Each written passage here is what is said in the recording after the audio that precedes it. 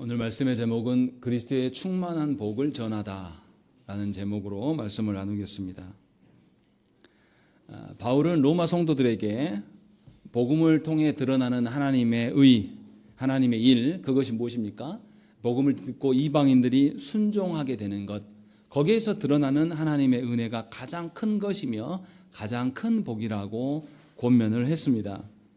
그래서 로마 성도들에게도 이제 복음 전파하는 일에 너희도 같이 협력하고 참여해야 될 것을 당부했습니다. 그리고 이 일을 위하여서 바울은 로마에 갈 것이고 로마를 거쳐서 서바나로 말씀을 전하러 갈 것이다 라는 것을 우리가 지난 본문에서 보았습니다.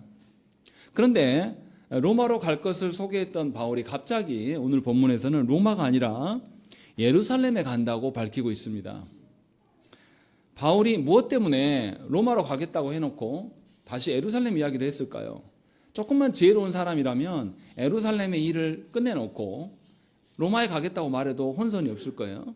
그런데 바울은 이상하게도 로마로 가겠다고 먼저 밝히고 난 다음에 예루살렘에 들렸다가 갈 것이다 라고 말씀하고 있어요. 그러니까 바울이 예루살렘에 갈 것을 말하는 것은 의도적이라는 것이죠. 일부러 이 일을 로마 성도들에게 말하고 있다는 거예요. 그러면 우리가 이제 여기서 생각을 해야 됩니다. 바울이 무엇 때문에 로마 성도들에게 자신이 예루살렘에 갈 것들을 알리고 있을까? 그 의도와 목적이 무엇인지를 보는 것이 오늘 설교의 핵심입니다. 로마 성도들과 예루살렘에 있는 성도들은 본질적으로 차이가 달라요. 예루살렘의 성도들은 대부분이 누굽니까? 유대인들이에요. 그리고 로마에 있는 성도들은 대부분이 어떻습니까? 이방인들이란 말이죠. 서로 섞이기 어렵고 서로가 잘 모르는 일면식도 없는 사람들인데 무엇 때문에 바울은 로마 성도들에게 자신이 예루살렘에 올라가는 것을 밝히는 것인지를 우리가 잘 말씀을 통해서 보아야 된다는 것이죠. 바울이 먼저 자기가 예루살렘에 가는 이유를 25절에 밝히고 있습니다. 뭐라고 밝히냐면 이제는 내가 성도를 섬기는 일로 예루살렘에 간다라고 되어 있습니다. 무슨 말이냐면 예루살렘 교회의 성도들을 섬기려고 내가 예루살렘으로 올라간다라고 이렇게 말하고 있는 겁니다. 아까도 말씀드렸지만 예루살렘 성도들은 주로 유대인들이에요. 우리가 알기로 바울은 누구의 사도입니까? 이방인의 사도로 알려져 있습니다. 예. 그런데 바울은 이상할 정도로 25절에 뭐라고 하냐면 내가 예루살렘 성도들을 섬기러 간다. 자신은 유대인들도 섬기려고 올라가고 있다 이렇게 말씀하고 있는 것입니다. 그러니까 우리가 흔히 아는 생각과는 약간 달라요. 우리가 흔히 바울은 이방인의 사도다라고 생각하는데 그렇게 행하고 있지 않다라는 것입니다. 실제로 바울이 이방인 지역을 복음 전도할 때 어떤 방식으로 복음을 전했습니까? 먼저 누구에게 복음을 전했습니까?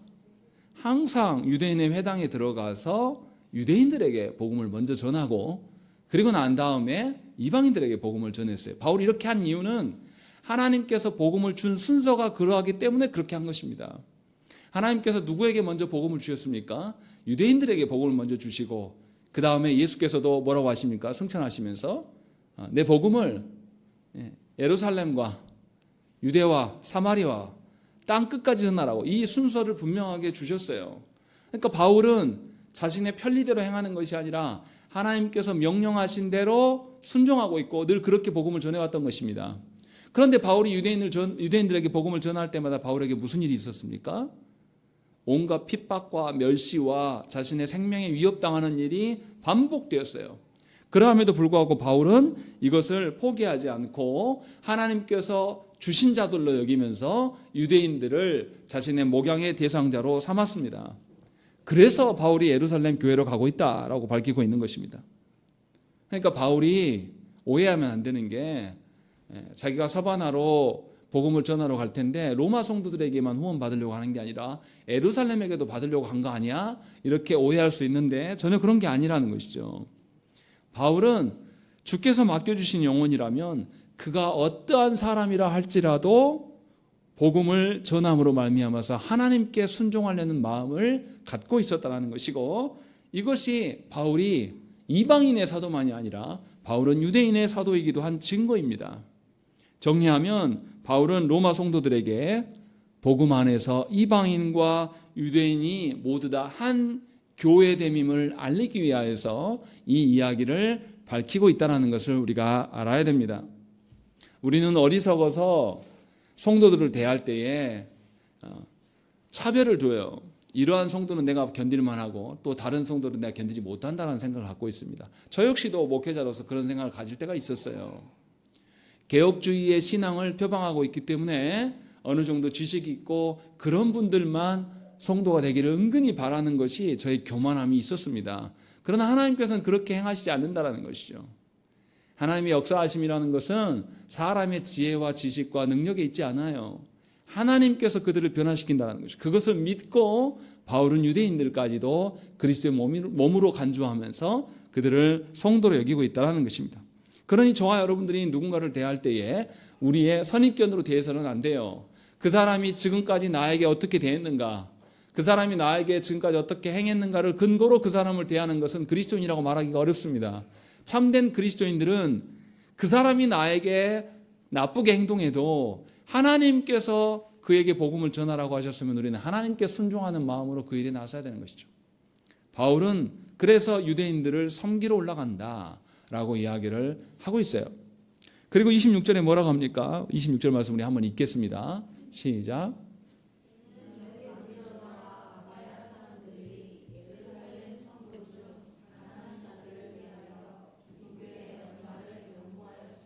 예, 바울이 또 올라가는 또 다른 이유는 뭐냐면 마게도냐와 아가야 지방의 교회들이 이 예루살렘 교회를 위하여서 헌금을 한 것이 있다.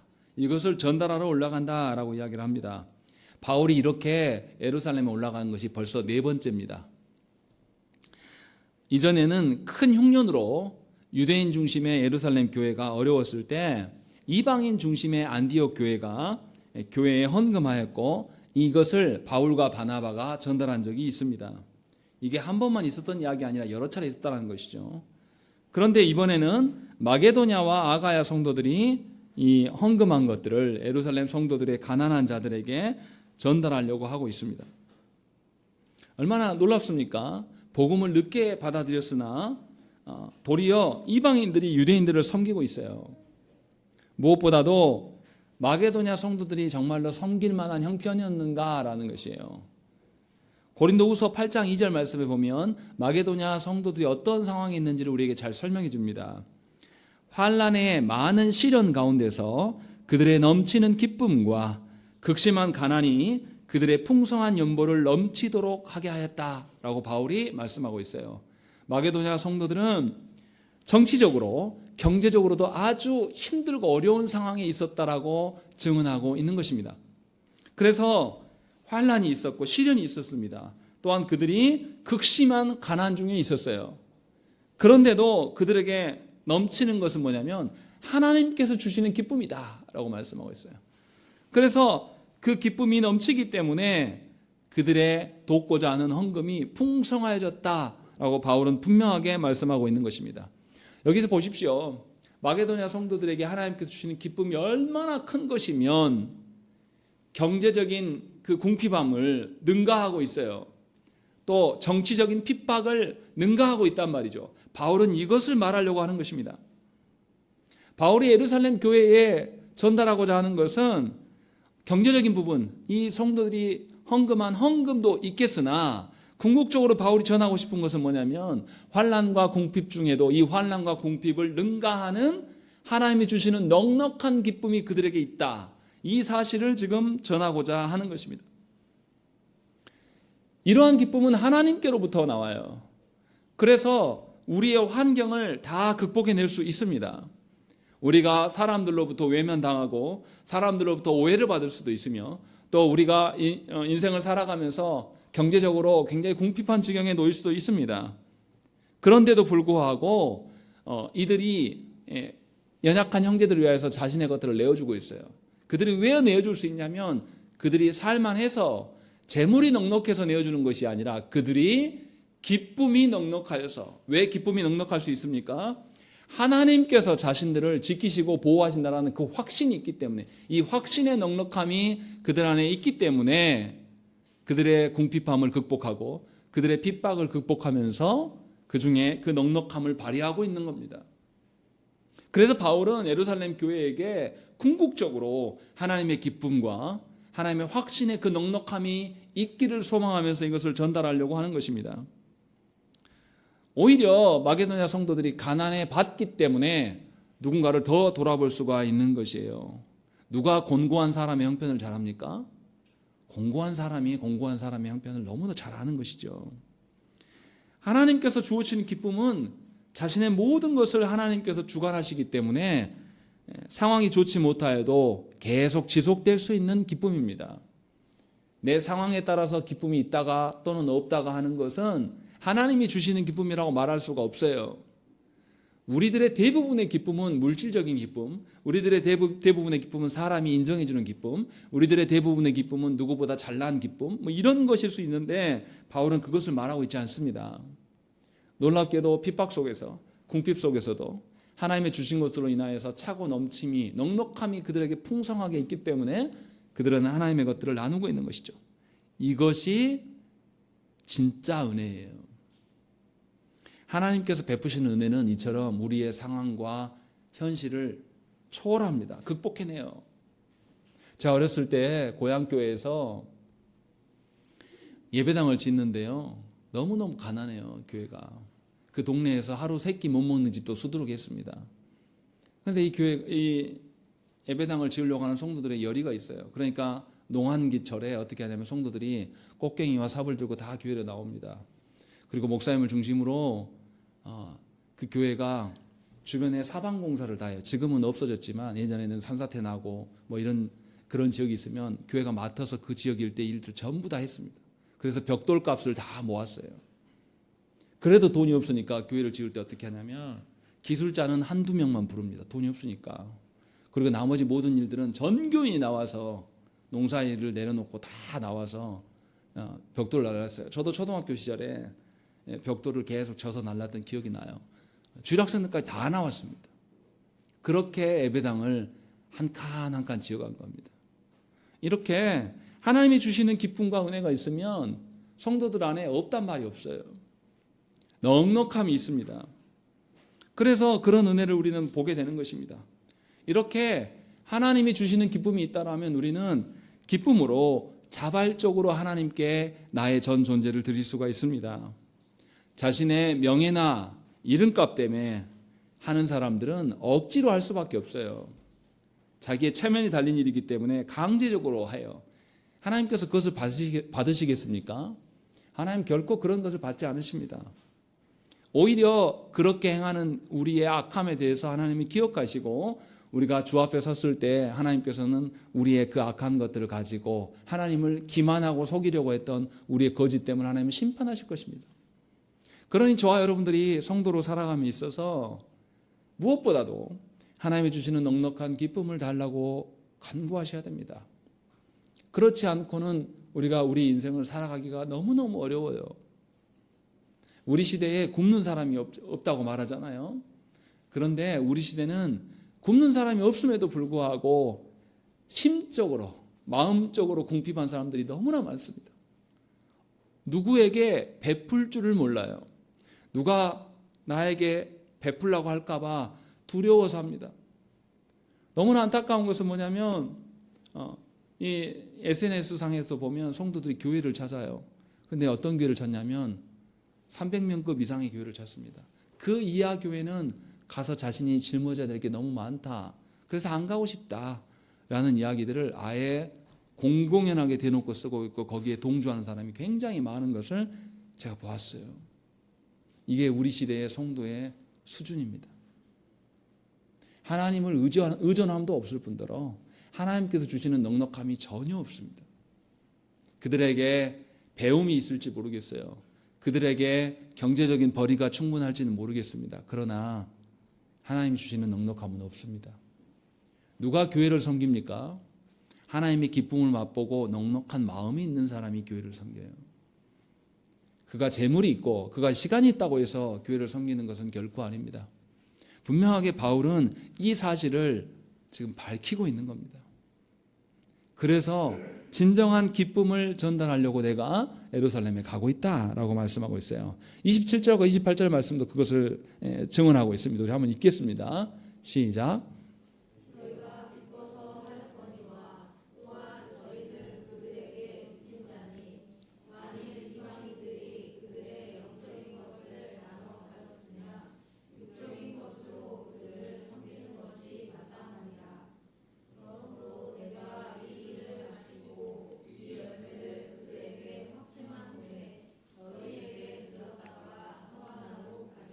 예, 바울은 자신이 예루살렘 가는 것이 헌금 자체가 목적이 아니라 하나님께서 베푸신 기쁨, 은혜를 전달하려고 가는 것임을 밝히고 있어요. 그래서 마게도냐와 아가야 성도들이 복음의 빚진 자들이다라는 것을 말하고 있습니다. 그러면 복음의 빚을 진다는 말은 무엇입니까? 27절에서 이방인들이 유대인들로부터 복음을 전달받았다. 영적인 것을 이미 나눠 가졌다라고 말하고 있습니다.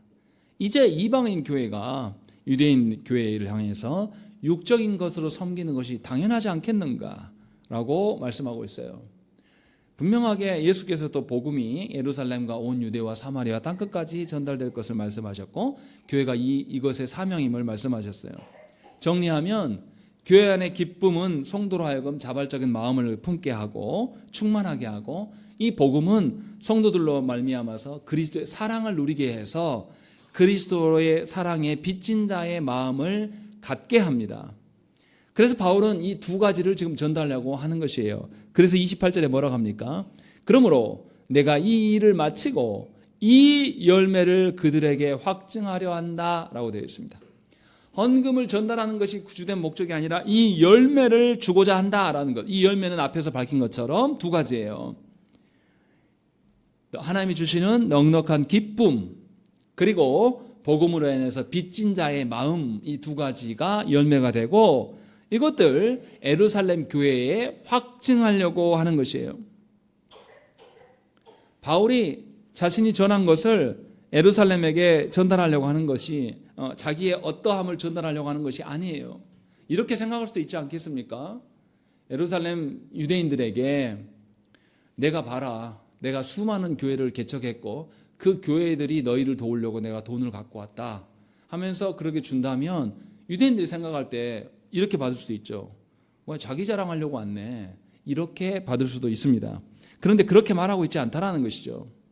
분명하게 하나님께로 받은 그 기쁨의 넉넉함이 마게도냐와 아가야 성도들에게 있었다.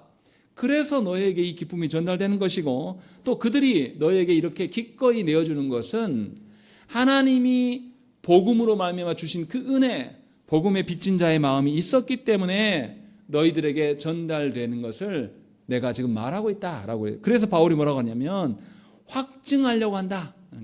유대인들이 오해하지 않도록 유대인들이 단지 도움을 받는 것이 목적이 아니라 진심으로 하나님의 기쁨과 복음 안에서 빚진 자가 됨의 그 은혜가 무엇인지를 전달하는 것을 의심 없게 하려고 확증하려고 한다라고 바울은 분명하게 밝히고 있는 것입니다.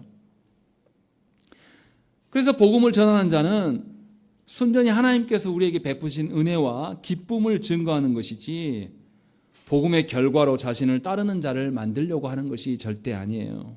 우리는 근데 이런 착각이 있습니다. 복음을 전할 때 그 사람하고 나의 관계가 더 좋아질 것을 기대해요. 복음을 전하다 보면 복음을 거절하는 자와 내 관계가 틀어질 수 있습니다.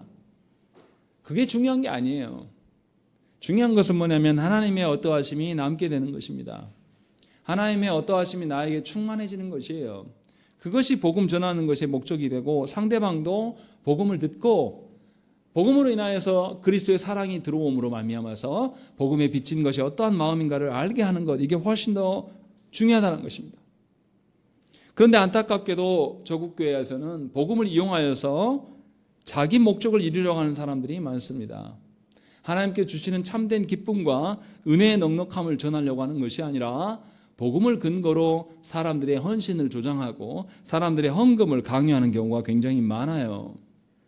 그리고 성도들도 하나님의 은혜를 뭐라고 하냐면 금방 썩어 없어질 돈과 명예나 건강이나 물질로 하나님의 복이라고 생각하는 분들이 너무나 많습니다.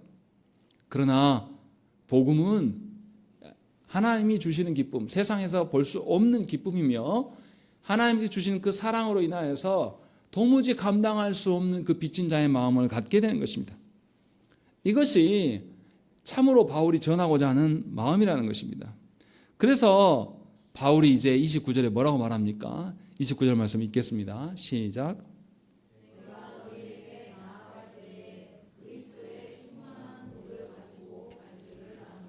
예, 29절에서 바울이 예루살렘 교회에 올라가는 것을 로마 성도들에게 밝힌 이유가 무엇인지를 지금 알려주고 있는 거예요.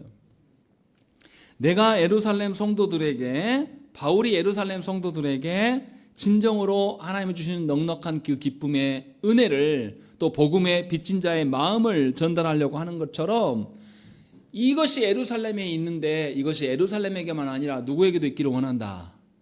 로마 너희들에게도 있기를 원한다 라고 말하면서 바울이 이 두 가지의 그 전달하고자 하는 것을 그리스도의 충만한 복이다 라고 말씀하고 있는 것입니다. 그래서 바울이 분명하게 28절에서 확증한, 예루살렘에서 확증하고 의심 없게 만든 다음에 다음 차례로는 너희에게 내가 갈 줄을 안다 라고 이렇게 고백하고 있습니다.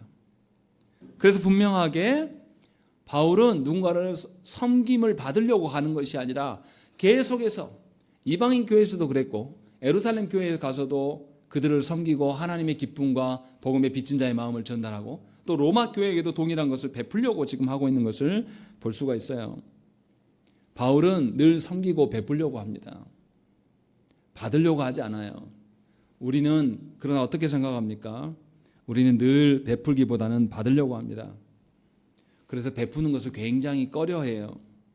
누군가가 우리 집에 방문한다면 굉장히 불편하고 귀찮은 일로 여깁니다. 왜냐하면 우리에게 하나님 주시는 그 넉넉한 기쁨과 은혜가 없기 때문이에요. 마냥 불편한 것입니다. 그래서 누군가를 섬기고 누군가를 환대하는 그런 습성이 우리에게는 없어요. 언제나 기브 앤 테이크입니다. 그러나 바울은 우리에게 보여줍니다. 그리스도의 충만한 복이 있다면 가진 것이 없고 역경 중에서도 자신의 것이 소신되고 자신이 희생당할지라도 기쁨으로 하나님께 넉넉히 드릴 수 있음을 이야기를 하고 있는 거예요. 그러니 우리가 하나님께 구할 것은 물질과 건강과 이러한 것들이 아니에요. 진정으로 하나님이 말씀하시는 그 기쁨과 하나님이 말씀하시는 복음의 빚진 자의 마음, 그 사랑의 마음을 갖게 하는 것이 우리에게 가장 급선무라는 것입니다. 과연 우리는 베푸는 자입니까? 받는 자입니까? 분명하게 생각을 해봐야 돼요. 저와 여러분들이 성도로 살아간다는 것을 받으려고 살아갑니까? 베풀려고 살아갑니까? 분명하게 바울이 우리에게 이것을 이야기하고 있고 지금 로마 성도들에게도 동일한 것들을 질문하고 있습니다. 그래서 바울이 30절부터 32절까지의 로마 성도들에게 몇 가지를 요청하는 것이 나타납니다. 그 요청하는 내용의 핵심이 뭐냐면 기도예요. 놀랍도록 기도에 대한 이야기를 하고 있습니다. 기도가 어떻습니까? 기도는 우리가 한 자리에 모이지 않아도 멀리 떨어진 그에게 기도할 수 있습니다. 왜냐하면 영적인 일이기 때문에 하나님께서 장소를, 시간을 초월하여서 행할 수 있도록 우리에게 주신 복 중에 하나가 바로 기도예요. 그래서 서로를 위한 기도는 모든 것을 극복할 수 있고 자기 자신이 누군가를 보게 한단 말이죠. 분명하게 그리스도와 성령의 사랑이 어떠한 것인지 드러낼 수 있다는 것입니다. 그래서 분명하게 바울도 그 이야기를 해요. 30절의 말씀을 한번 읽어보시죠. 읽겠습니다. 시작.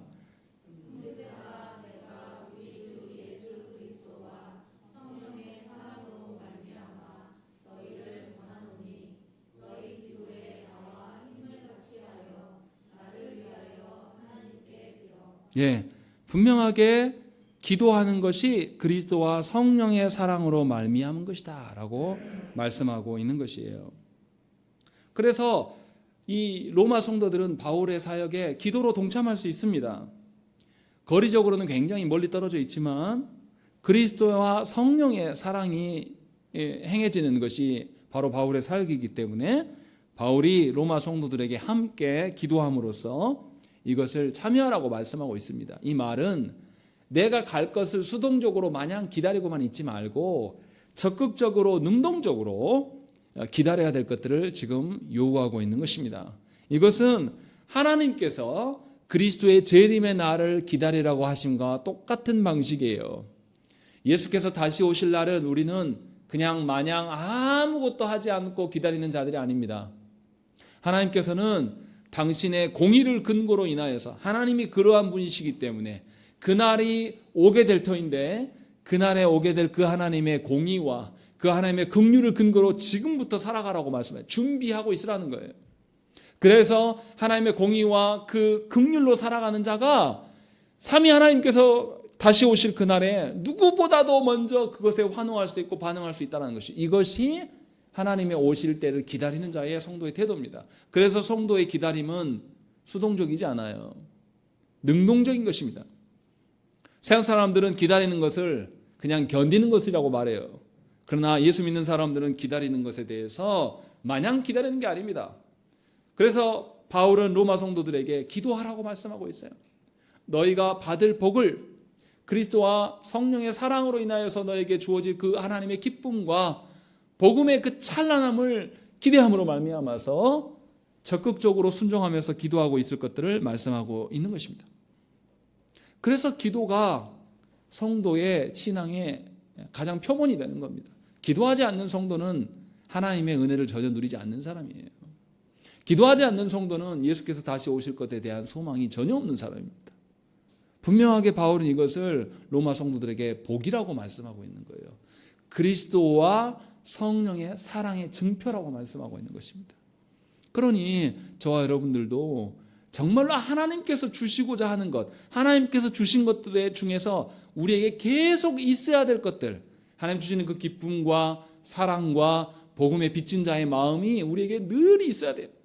그것을 위하여서 기도하라는 겁니다. 하나님의 일을 위하여서 그러한 것들이 나뿐만 아니라 다른 이들에게 전달되는 그 모든 과정 중에 하나님의 역사가 있기를 구하는 것이 기도예요. 타락한 그리스도인들은 세상의 것들을 구합니다. 돈을 구하고 성공을 구하고 건강을 구하고 사람의 관계를 구해요. 그러나 그런 것들은 오래 가지 않아요. 금세 사람의 관계는 틀어지고요. 돈은 많을 것 같지만 금세 사라집니다. 건강은 또한 어떻습니까? 제가 젊은 줄 알았는데 어느샌가 늙어가고 있더라고요. 전에 없었던 것들이 저에게도 생겨나게 되고 금세 그런 일들이 생긴다는 것이죠. 오래 가지 않아요. 그런데 우리는 하나님 앞에 엉뚱한 것을 구하고 있는 거예요. 바울의 기도 요청을 보십시오. 바울이 무엇을 요구하고 있는가? 세 가지를 바울이 요구합니다. 생각을 해보십시오. 첫 번째 뭘 이야기합니까? 나를 위해서 하나님께 빌어달라 하고 31절에 나로 유대에서 순종하지 아니하는 자들로부터 건짐을 받게 해달라고 구하고 있습니다. 이게 무슨 말입니까? 바울은 이방인들에게 복음을 전할 때마다 유대인들에게 생명의 위협을 느끼고 또 실제로 죽을 뻔한 경우도 몇 번이나 있었습니다. 바울이 유대인들의 본산지인 예루살렘에 올라가는 것은 매우 위험한 일입니다. 그러함에도 불구하고 바울은 마게도냐와 아가야 성도들에게 임한 하나님의 넉넉한 그 기쁨, 그 기쁨의 넉넉함의 그 은혜를 전달하려고 올라가고 있습니다. 그래서 바울이 이 예루살렘에 올라가고자 할 때 바울과 함께하는 자들이 뜯어 말렸어요. 사도행전 21장에 나옵니다. 바울이 가게 되면 위험한 상황에 놓칠 것을 알고 있어서 아가보 선지자와 빌립과 세 딸들과 제자들과 수행원들이 바울이 예루살렘 올라가는 것에서 울면서 막았습니다. 바울이 대답하되 여러분이 어찌하여 울어 내 마음을 상하게 하느냐? 나는 주 예수의 이름을 위하여 결박당할 뿐 아니라 예루살렘에서 죽을 것도 각오하였노라. 이렇게 바울이 말한다는 것이죠. 바울이 올라가는 것은 목숨을 걸고 올라가고 있는 겁니다. 그리스도께서 주시는 기쁨과 그 복음의 넉넉함이 얼마나 큰 것이기에 바울은 목숨을 내버리고 올라가고 있을까요? 그냥 돈이라면 바울이 안 가도 돼요. 바울의 수행원 중에 하나가 그냥 은밀하게 전달하고 오면 되는 것입니다. 그런데 바울이 돈이 목적이 아니기 때문에 목숨을 걸고 가고 있습니다. 그것이 뭐냐면 하나님의 기쁨과 은혜를 전달하려고 하는 것입니다. 과연 우리는 우리의 인생을 걸고 우리가 복음을 전합니까? 여러분들은 여러분들의 믿지 않는 남편과 자녀들에게 여러분들의 생명을 걸고 복음을 전하시냐고요? 그렇지 않다면 우리는 문제 있는 그리스도인들이에요. 아직도 주께서 우리를 위하여서 죽으심의 의미를 모르는 자들입니다. 여전히 물질적이고 육신적인 것만 놀아나는 거예요. 우리가 육신의 생이 다하고 죽고 나면 우리와 하나님의 관계가 사라집니까? 그렇지 않습니다. 여전히 지속될 거예요. 분명히 바울은 하나님이 주신 그 기쁨과 하나님이 주신 그 복음의 빚진 자의 마음이 얼마나 큰 것인가를 알기 때문에 목숨을 걸고 이것을 가고 있어요. 그리고 자신의 생명의 안위를 위하여서 기도해달라고 말하는 게 아니에요. 분명히 뭐라고 되겠습니까? 하나님이 일이 수행되기를 소망함으로 이것을 구하고 있는 것이죠. 예루살렘에서만이 아니라 어디에서도 있기를 원합니까? 로마에서도 하나님 복음이 있기를 소망하면서 이것을 요청하고 있는 것입니다.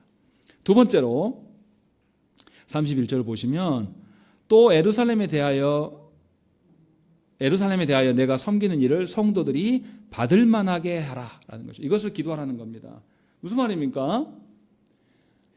이 성도들에게 전할 나를 위해서 기도해 주려는 게 아니라 바울은 이상하게도 그 유대인들이 받을 수 있는 마음의 상태를 놓고 기도하고 있는 것입니다.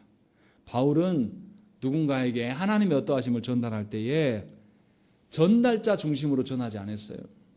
항상 그 사람이 어떻게 기쁘게 받을 수 있을까? 수혜자 중심으로 모든 것을 생각을 했습니다. 생각을 해보십시오. 누군가를 돕는다고 할 때 받는 사람이 불편합니까? 주는 사람이 불편합니까? 받는 사람이 훨씬 불편한 겁니다. 없어 보지 않은 사람은 몰라요. 받는 사람의 입장에서 주는 것이 아니라 우리는 대부분 다 주는 사람 입장에서 주려고 하는 것입니다. 그래서 주는 사람이 갑질도 해요. 나 바쁘니까 지금 말고 내가 나중에 줄게. 기다려. 그래서 내 중심으로 생각한단 말이죠. 그런데 바울은 그렇게 하고 있지 않아요. 받는 분들이요, 도움받을 때 내가 동정심을 유발해서 받고 있다 하면 불쾌감이 듭니다. 그게 아니고 진정으로 내가 당신을 사랑하고 존중합니다. 당신이 생명을 갖고 살기를 원합니다. 그런 마음으로 우리가 하나님의 기쁨을 전달해야 되고 복음을 전해야 돼요. 그렇지 않고 나는 맞고 너는 틀렸으니까 내 말 들어, 내가 갑이야 라는 식으로 복음을 가지고 가면 우리는 그 관계가 다 깨어집니다. 그래 놓고 우리가 뭐라고 합니까? 복음의 방식으로 전달하지 않았으면서도 불구하고 우리는 뭐라고 하냐면 복음 때문에 내가 이렇게 고통받는다, 내가 하나님의 이름 때문에 내가 이렇게 고통받는다라는 것들을 생각하게 돼요. 저도 이 말씀을 읽으면서 제 자신을 돌아보게 됐어요. 내가 신학을 이야기하면서 하나님의 말씀을 성도들이 더욱더 알아들을 수 있게 전달해야 되는데 내가 그렇지 못한 부분이 상당히 많구나 라는 걸 보면서 우리가 돌아봐야 되는 거예요. 복음 자체는 완벽하고 흠이 없어요. 그런데 누가 문제냐면 복음을 전달하는 우리가 문제입니다. 우리는 늘 한계가 있어요. 많은 오류를 갖고 있습니다. 그래서 바울 자신도 뭐라 그러냐면 내가 전한 이 하나님의 기쁨과 복음이 저들에게 위화감이 조성되지 않기를 저들을 위하여서 기도해달라 라고 바울은 기도하고 있는 것입니다. 그리고 세 번째로 바울은 로마 성도들에게 32절 말씀 보세요. 나로 하나님의 뜻을 따라 이렇게 말씀하고 있는 것입니다. 자신이 원하는 계획대로가 아니라 하나님의 뜻대로, 뜻 안에서 모든 것이 이루어지기를 구하고 있는 것입니다. 이는 하나님께서 예루살렘에 대해서 확증해 주시는 말씀이에요. 바울이 어떻습니까? 예루살렘에 올라갔을 때에 하나님께서 바울에게 이렇게 말씀하셨어요. 예루살렘에서 바울이 잡히거든요. 잡히고 이제 옥에 갇히고 재판을 받아요. 그리고 죄수로 로마에 끌려가게 돼요. 근데 그 상황에서 하나님 뭐라고 하시냐면 그날 밤에 주께서 바울 곁에 서서 이르시되 담대하라. 네가 예루살렘에서 나의 일을 증언한 것 같이 로마에서도 증언하여야 하리라. 이렇게 하나님께서는 확실하게 바울에게 확증해 주셔요. 그런데 하나님이 말씀 중에 이상한 건 뭐냐면 담대하라는 거예요. 담대하라는 것은 앞으로 고난이 있다는 겁니까? 없다는 겁니까? 있다는 거예요. 그래서 바울이 갈 때에 로마에 갈 때 평안하게 갑니까? 사도행전을 읽어보면 바울이 예루살렘에서 재판받아야 되는데 바울이 로마 시민권자인 바꾸면서 카이사르로 옮겨가요. 옮겨갈 때 어떻게 합니까? 죄인이니까 이게 손에 묶여가지고 이렇게 끌려서 자기 발로 걸어갑니까? 아니에요. 유대인들이 바울을 죽이고자 하는 소문이 들리니까 바울의 조카가 가서 알려줘요. 암살 계획이 있다. 그러니까 백부장이 어떻게 합니까? 군사들을 동원해서 군사 480명인가요? 엄청난 군사를 한 명을 옮기려고 동원해서 수레에 태워서 이렇게 이송해요. 가이사르로.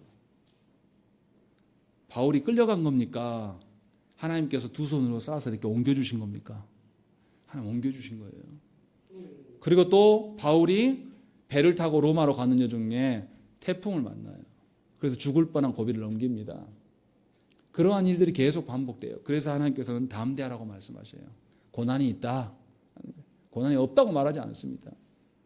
그러나 하나님께서 약속하신 것, 예루살렘에서 네가 증언한 것처럼 예루살렘에 하나님의 참다운 기쁨의 넉넉함과 복음의 빚진 자의 마음이 무엇인가를 예루살렘에 전달했던 것처럼 어디에서도 전달하게 하리라. 로마에서도 전달하게 할 것들을 하나님께서 이미 확증을 하셨습니다.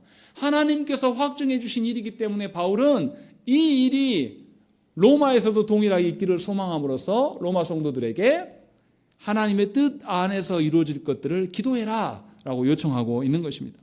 그러니까 바울이 지금 요청하는 것은 뭡니까? 자기 자신을 위한 것도 있고 예루살렘 성도를 위한 것도 있지만 궁극적으로 모두를 위하여서 기도하고 있는 거예요. 예루살렘 성도가 로마 성도들이 하나님의 뜻대로 되어질 것을 기도하고 있을 때에 그들에게 임할 것은 예루살렘에 있는 유대인들이 경험했던 하나님의 놀라운 넉넉한 기쁨과 복음의 빚진 자의 마음이 그들에게도 동일하게 전달될 것이고, 그런데 그것을 이 로마 성도들이 기쁨으로 소망하면서 지금부터 받는 그날이 아니라 받기 전에 하나님께서 이미 나에게 확정하셨으니 이 일은 반드시 된다 안 된다.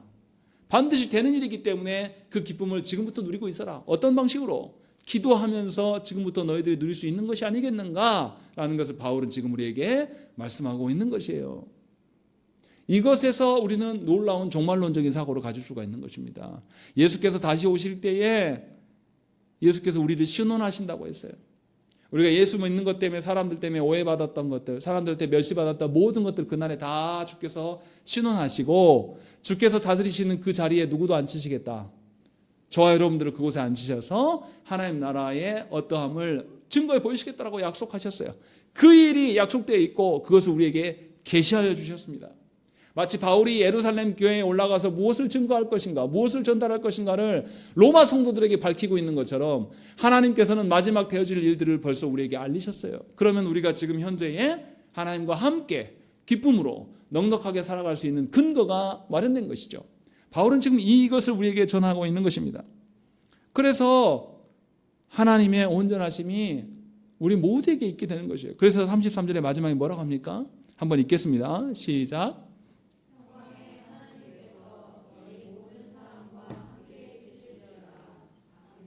분명히 뭐라고 합니까? 하나님께서 함께 계실 것을 믿는다라고 고백해요. 사람은 함께 할 수 있습니까? 사람은 함께 할 수 있는 기간이 어느 정도인지도 잘 모릅니다. 어제 뉴스를 보니까요, 고속도로에서 애기 엄마하고 애기하고 뒤에 타고 있었어요. 근데 뒤에서 와가지고 차가 박아가지고 뒷좌석이 압축돼가지고 8cm 남았어요. 8cm. 근데 애기 엄마는 죽는 순간까지 애기 이렇게 쳐다보고 있을 때 못 움직인 상태로 119가 와서 얘기가 119 손에 딱 넘겨지니까 엄마가 눈을 감았다고 뉴스에 나오더라고요. 그런 일이 닥칠 줄 알았겠습니까? 전혀 알지 못하죠. 우리가 누군가와 함께 한다는 것은 확증된 이야기가 아니에요. 언제 우리 중에 누가 먼저 떠나갈지 알 수 없는 이야기고 사람은 이렇게 누구도 보장하지 못합니다. 그래서 바울은 로마 성도들에게 하나님과 함께 있기를 소망한다라고 이야기를 해요. 하나님은 영원히 우리와 함께 계실 것입니다. 우리의 육신의 생명이 끝나도 하나님은 여전히 우리와 함께 계실 거예요. 그러하기에 육신을 갖고 있는 지금부터 하나님과 함께 살아가기를 바울이 말씀하고 있는 것이죠. 기억하셔야 됩니다. 누군가와 함께 하는 것은 영원하지 않습니다. 그러나 하나님과 함께 하는 것은 영원한 거예요. 우리의 육신의 생이 끝나도 하나님과 함께 하는 것은 계속 지속될 것이라는 거죠. 그래서 바울이 주고자 하는 것은 돈이 아니라 하나님이 주시는 기쁨, 하나님이 주시는 복음, 하나님이 주시는 은혜의 넉넉함, 이러한 것들을 우리에게 주고자 하는 것입니다. 여러분들은 무엇을 여러분 자녀들에게 주고 싶어 합니까? 또 여러분들은 무엇을 이웃에게 전달하고 싶으십니까? 진심으로 하나님의 어떠하심이 여러분 가운데 있기를 소망합니다. 진심으로 하나님 앞에서 여러분들이 살아가기를 원해요. 하나님이 아닌 다른 것을 목적으로 살아가게 되면 그 교회는 사람 중심의 교회가 됩니다. 결국은 부패할 수밖에 없어요. 진실로 하나님의 그 넉넉하심이 여러분과 여러분의 가정에 또 교회에 충만하기를 간절히 축원합니다. 이렇게 기도하겠습니다.